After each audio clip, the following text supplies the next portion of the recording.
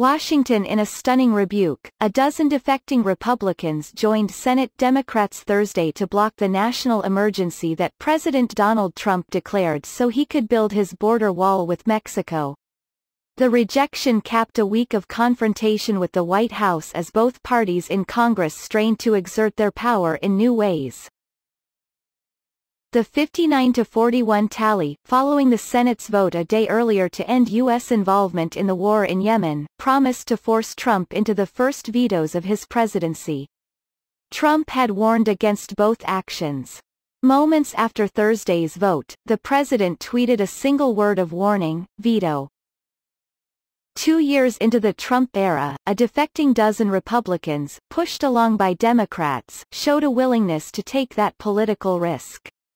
12 GOP senators, including the party's 2012 presidential nominee, Mitt Romney of Utah, joined the dissent over the emergency declaration order that would enable the president to seize for the wall billions of dollars Congress intended elsewhere. "The Senate's waking up a little bit to our responsibilities," said Sen.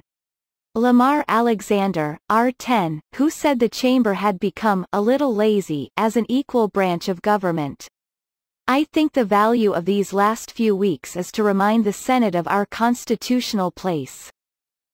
Many senators said the vote was not necessarily a rejection of the president or the wall, but protections against future presidents, namely a Democrat who might want to declare an emergency on climate change, gun control or any number of other issues.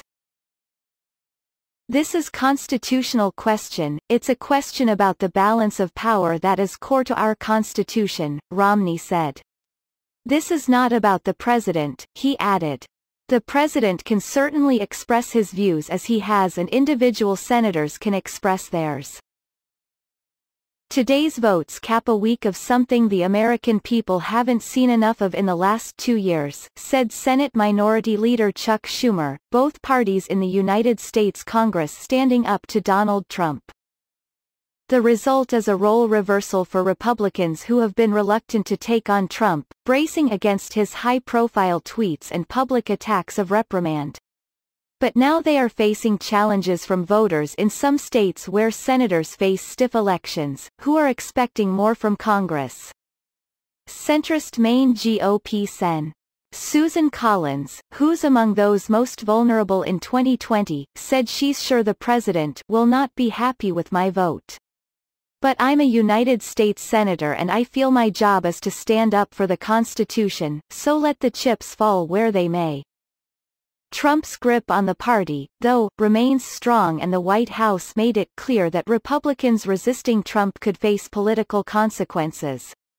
Ahead of the voting, Trump framed the issue as with him or against him on border security, a powerful argument with many.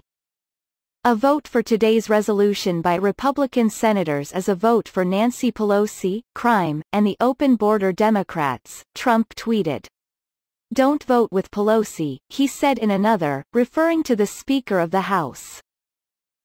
A White House official said Trump won't forget when senators who oppose him want him to attend fundraisers or provide other help.